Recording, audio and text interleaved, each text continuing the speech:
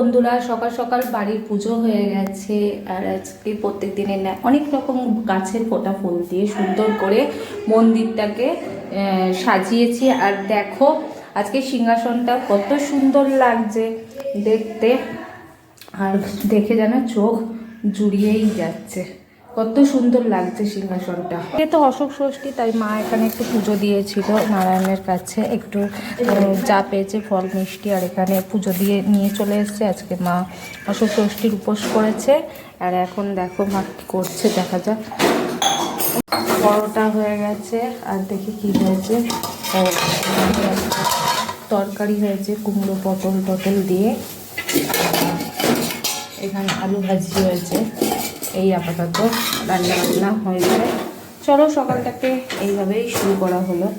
ওই আছে কটা নেবে মা? কটা ওষুধ কুড়ি? 6টা। ওটা কুড়িই না, ওগুলো বোঝাই যাচ্ছে না কুড়িগুলি কি ছোট ছোট।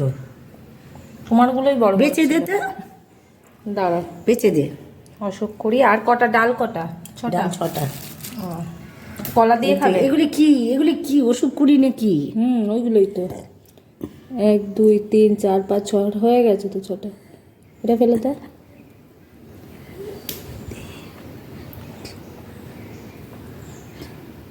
ওটা হলো 6টাই হয়ে গেছে। 1 2 3 4 6টা। ওটা রেখে দে। এইটা ভালো ঢুকিয়ে দেবে। এই যে এটা কলার পদ্মে দিয়ে পুড়ে খেয়ে নেবে। মধ্যে পুড়ে